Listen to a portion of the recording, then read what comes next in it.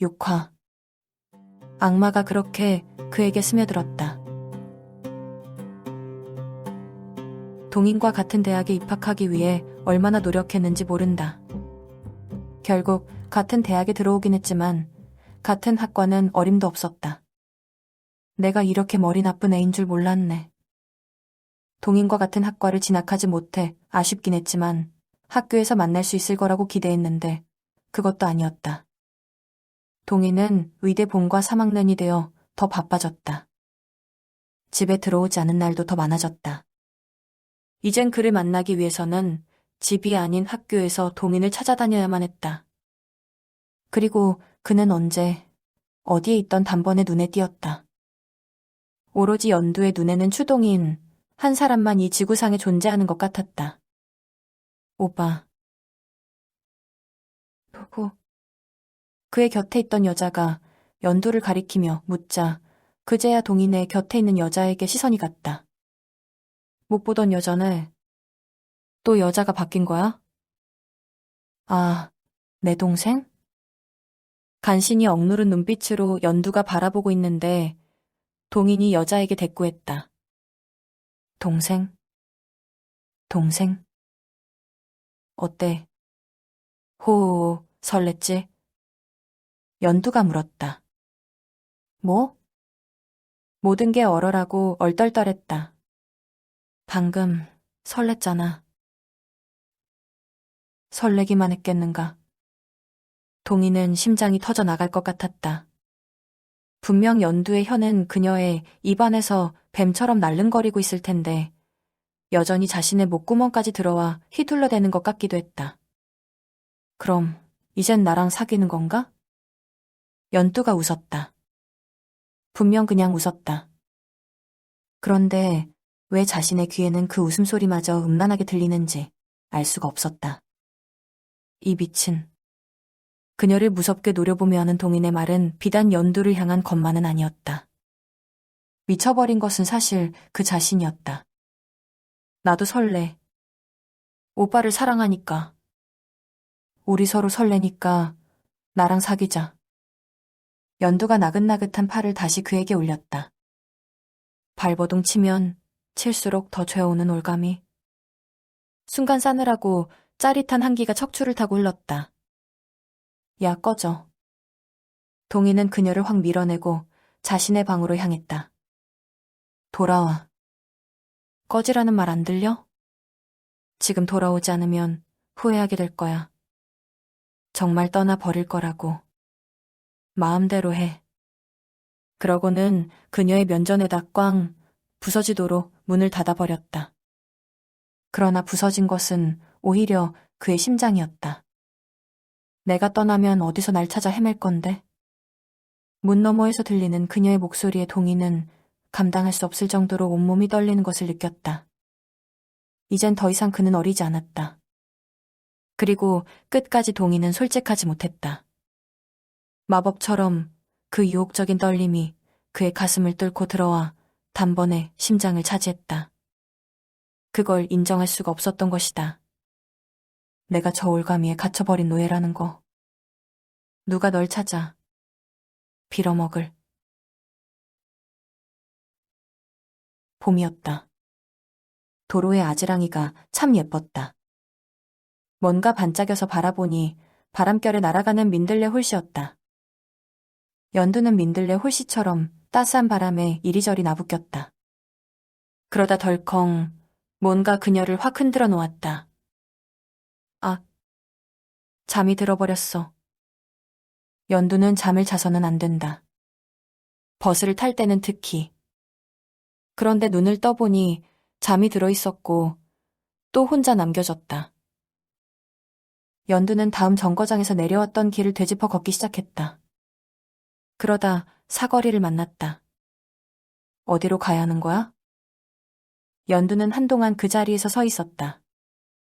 얼음처럼 굳어져서. 비가 내리고 해가 쨍쨍 내리쬐다가 낙엽이 날리고 눈이 내리는 동안 그 자리에 꼼짝 않고 서 있었다. 그때까지도 연두는 결정하지 못했다. 대체 어디로? 그때 도로가 비정상적으로 굴절되기 시작했다. 그러더니 느닷없이 도로가 곱절로 늘어났다. 그것도 모자라 선택을 해야 하는 거리가 곱에 곱절로 늘어나더니 그녀를 휘감아왔다. 발, 다리, 허벅지, 그러다가 숨통까지. 악. 잠에서 깼음에도 연두는 눈을 여전히 감은 채 비명을 질렀다. 도저히 눈을 뜰 수가 없었다. 결정하지 못한 길이 눈앞에 있을까봐. 햇살에 반짝이던 민들레 홀씨, 아지랑이, 그리고 덜컹거리던 버스. 그날이 바로 연두가 처음으로 한 여사에게 버림을 받은 날이었다. 그러니까 처음이자 마지막으로 직접 한 여사를 찾지 못한 날, 그날 연두는 경찰의 도움을 받았다. 그리고 사흘 동안 골방에 갇혀 있었다. 경찰의 도움을 받아서 한 여사의 체면이 말이 아니게 되었다는 이유로. 이젠 한 여사에게 완전히 버림을 받았는데, 심지어 이젠 그녀에게 버림받은 것을 오히려 다행이라고 생각하고 있는데, 왜 자꾸 이런 꿈을 꾸고 있는 건지 그녀로서도 도저히 알 수가 없었다. 흐흑. 연두는 덜덜 떨며 눈을 꼭 감은 채로 울음을 터뜨렸다. 눈을 뜨면 정말 버스 아닐까봐. 왜 자꾸 난 매일 밤 버림을 받는 거지? 대체 왜? 대체 왜? 악. 발작적으로 발버둥 치고 비명을 지르며 고개를 내저었다. 대체 왜 아까? 몸부림을 치며 목이 터져라 소리치고 있는데 문이 열리는 소리가 들렸다. 연두야, 괜찮아. 꿈이야. 동인이 진지게 깨어있던 그녀의 어깨를 흔들었다. 연두는 그제야 눈을 떴다. 그리고 깨달았다. 난 이 남자에게 버림을 받을까봐 두려워하는 거야. 어느새 꿈속에서 그녀를 버리는 대상이 바뀐 것이다. 그러고 생각해보니 꿈속에서 손을 잡고 버스에 함께 탔던 사람이 한 여사가 아닌 동인이었다는 것을 떠올렸다. 그러니까 버려지는 공포는 여전히 현재 진행형이었다. 한 여사가 있거나 말거나 상관없이. 오빠. 연두는 덜덜 떨며 벌떡 일어나 그를 보았다. 오빠 없는 삶은 그래. 달아나고 쫓아가고 잡혔다가 다시 달아나고 같은 꿈속에서 끝도 없는 순환의 꼴이. 잡아봐야 결국에는 다시 도망갈 것을 알면서도 쫓아가는 것을 멈출 수 없는 아이러니. 결코 동인 없이는 안 될 것이라는 확신에 연두에 이성이 매몰되었다. 그냥 꿈이야. 나 혼자 버려두지 마. 알았어, 알았으니까 자. 오빠. 연두는 온몸으로 그에게 매달렸다. 이제 소매 정도로는 참을 수가 없게 되어 버린 것이다. 동인의 소매만 가지고는 이 공포를 감당할 수가 없게 되었다. 가질래, 이 남자. 그 여자도, 그 어떤 여자도 채갈 수 없도록. 이 남자가 영원히 날 버릴 수 없도록. 어떤 감정이든 한번 가지기만 한다면 동인의 성향상 그런 감정이 든 이후로는 영원히 그의 자력으로 자신을 버릴 수 없게 된다는 사실을 연두는 본능적으로 깨닫고 있었다. 아니면 그런 지푸라기에 매달리고 싶은 심정일지도 몰랐다. 너 자면 나갈 테니까 뭐 하는 거야? 연두가 단추를 풀다가 초조하게 잠옷 단추를 뜯어내자 그녀를 달래던 동인이 놀란 눈으로 보았다. 날 밀어내지 마. 그러고는 그를 덮쳤다. 느닷없는 상황 전개에 잠시 당황한 동인은 중심을 잃고 무너졌다. 진연두, 응. 연두는 그의 셔츠 밑으로 손을 밀어넣고는 동인의 입술을 차지했다. 아무 생각도 할 수가 없었다. 오로지 단 하나의 본능, 생존 그리고 또 생존. 이건 안 되는 거야. 진연두. 동인이 거칠게 그녀를 떼어놓고는 벌떡 상체를 일으켰다. 아니 돼. 오빠를 가질 거야. 아무에게도 안 줘. 연두는 피사적으로 매달렸다. 야, 진연두. 동인이 확 떨치고 일어나자 어쩔 수 없게 되었다. 연두는 그가 자신을 밀어낸 것이 믿기지 않았다. 그건 참으로 두렵고 절망 같은 일이었다. 특히나 절망은 더러 초인적인 의지를 발동하게 한다. 오빠, 나 버리지 마. 날 혼자 내버려 두지 마. 연두는 본능대로 동인이 아닌 자신의 몸을 더듬었다. 찢어진 잠옷을 벗어 던지고 브래지어 컵을 아래로 밀어내리고 참혹한 절망으로 꼿꼿해진 가슴을 어루만지면서 그녀는 천천히 일어났다. 오빠. 그러고는 얼어붙은 듯 서 있는 그에게 다가가 동인의 손을 잡고 뾰족하게 솟구친 자신의 가슴 위에 올려놓았다. 응? 나 혼자 내버려 두지 마. 나직이 속살거리며 자신의 가슴에 올린 그의 손등을 부드럽게 어루만졌다. 동인이 거칠게 숨을 몰아쉬며 부들부들 떨더니 그녀의 손을 확 쳐냈다. 아. 그 반동으로 연두는 침대 위에 나동그라졌다. 그의 아랑곳하지 않고 상체를 반쯤 일으켜 팔꿈치로 지탱한 한 손으로 자신의 가슴을 어루만지면서 다른 손으로는 아래로 내려 팬티 안으로 손을 밀어넣었다. 음모 아래 더 깊이 파고들어 살점을 갈랐다.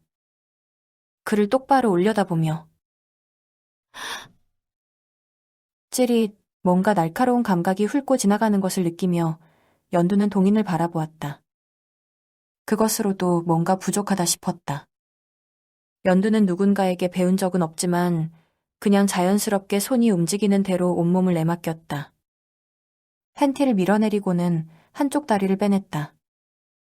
그리고 활짝 벌려 동인에게 그를 얼마나 간절히 원하는지 보여주었다.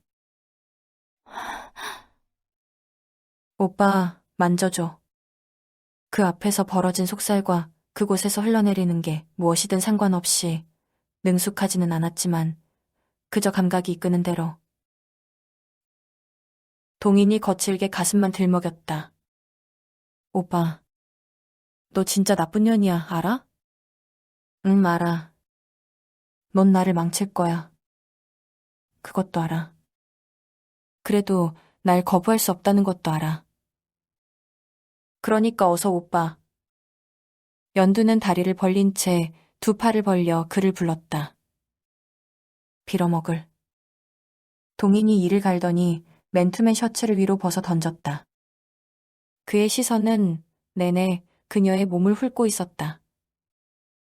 이어 실내복 바지와 팬티를 한 번에 끌어내리고는 다가와 몸을 굽혀 그녀의 다리 사이에 자리를 잡았다. 어서 날 가져. 연두는 그의 목을 끌어안아 당겼다. 두 사람의 입술이 부딪힌 순간 엄청난 것이 그녀의 몸 안으로 쑥 밀고 들어왔다.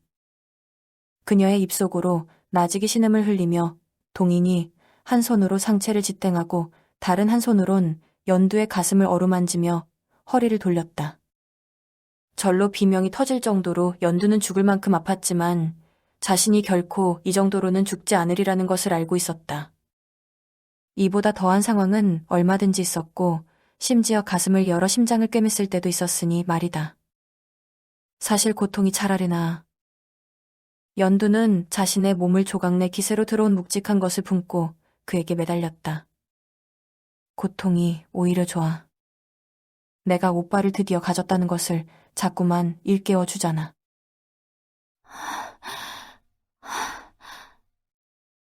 괜찮아? 엄청난 고통에 연두가 비명을 마음껏 내지르자 동인이 느닷없이 움직임을 멈추었다. 괜찮아. 오빠. 괜찮지가 않은 것 같아. 괜찮지가 않을...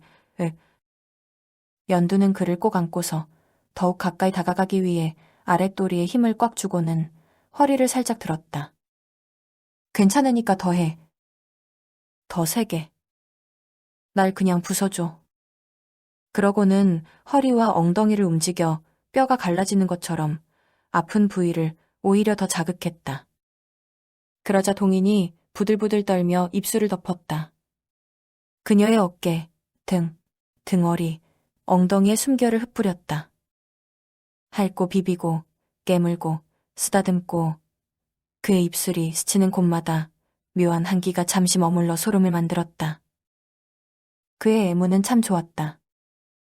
오래 지속되었고 그 무엇보다 소중하다는 듯이 온몸 구석구석을 키스하고 만져주었지만 연두에게는 전혀 위안이 되지 않았다.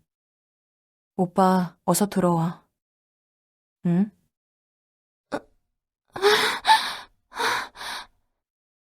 오빠 더 깊이. 끝날 것 같은 리듬이 계속되자 아랫도리가 화탓하여 타버리는 것 같았다. 그리고 기뻤다. 고통스러운 이 리듬이. 정말 죽을 것 같아.